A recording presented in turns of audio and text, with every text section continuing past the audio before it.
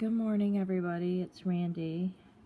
I got up really early this morning and I can't go back to sleep. So I've been thinking since last night about, and this is not the first time I've thought of it, but thinking about it with a little bit of a different spin now, about when I first met the narcissist and what the narcissist told me about why his first marriage broke up.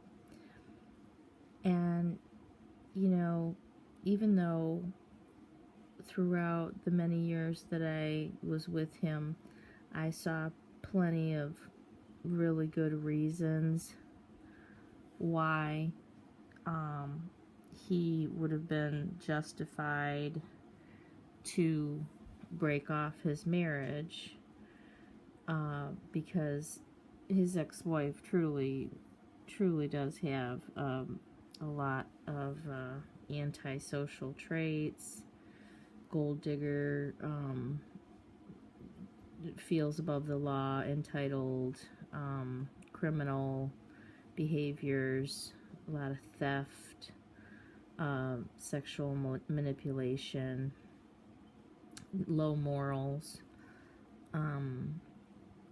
some borderline narcissistic, a lot of cluster B traits. Okay, so it was justified in my mind by what I saw, even though he really didn't use any of those reasons as an excuse or give me any of those traits as a reason why he got divorced. So what's interesting is, here's the reason, and the only reason I ever heard about what really caused his first divorce.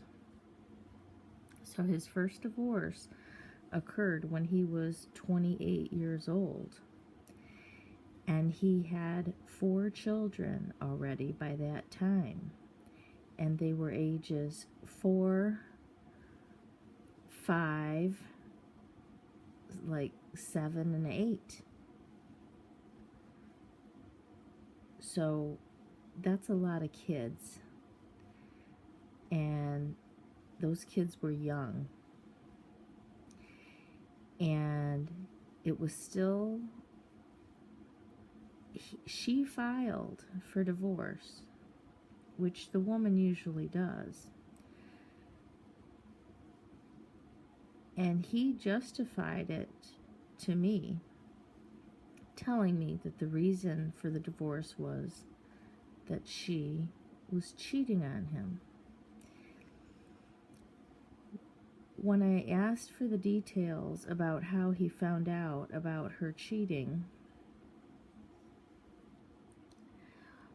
the only details he gave me was that she had been going to a chiropractor while he was working, and she was home taking care of kids and not working outside the home.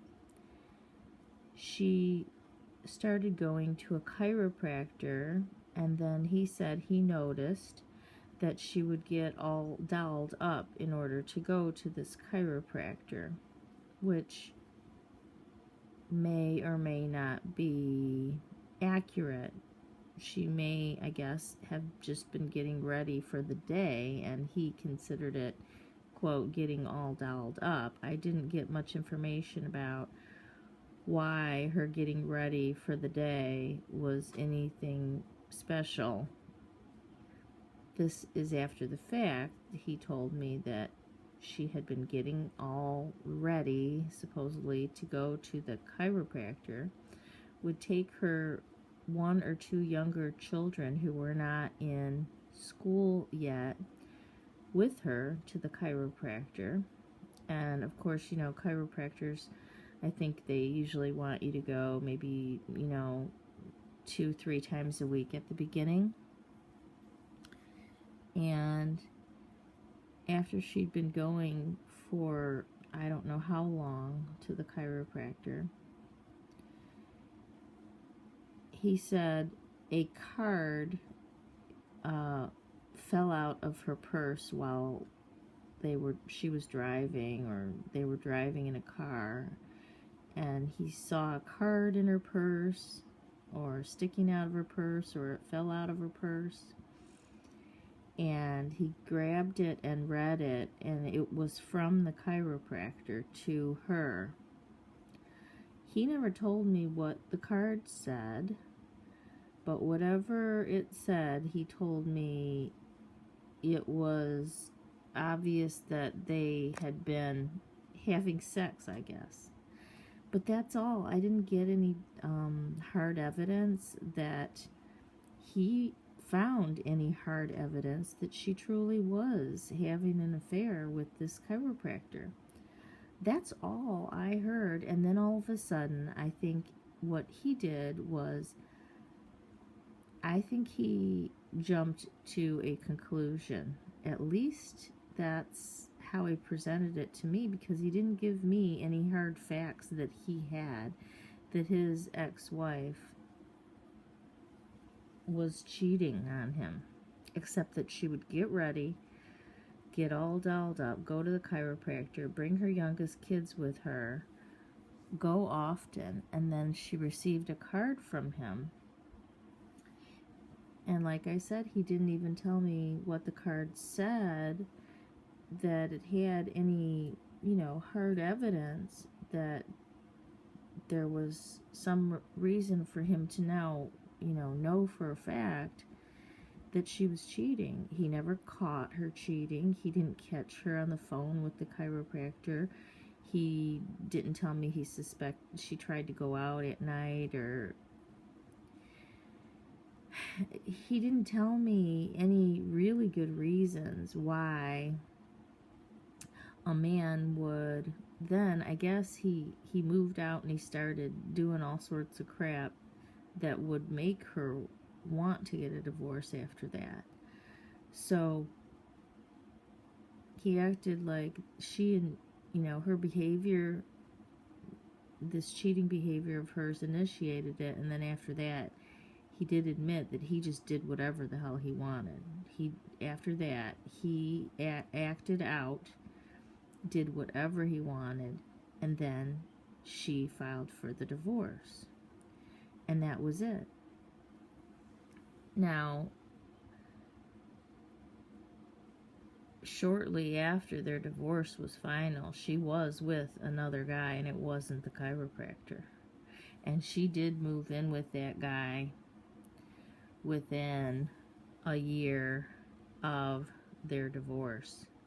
And she's actually still with that guy now, and it's 20 years later. And she did end up marrying that guy. And like I said, she is definitely not an innocent person. She's cluster B, and there's a lot of good reasons that one would have for divorcing, but the idea is that he didn't file for the divorce. Now, he wouldn't have, because he obviously didn't want to pay child support, so he just wanted to leave and separate and probably get away with not paying child support, is what he would have preferred. But she ended up filing, so they were officially divorced, and then she could get child support, because you can't get child support from somebody unless you're divorced from them.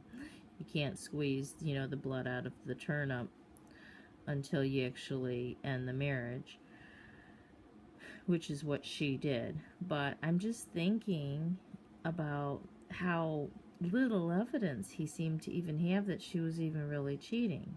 Now, she very well could have been, but he never, he didn't have hard evidence.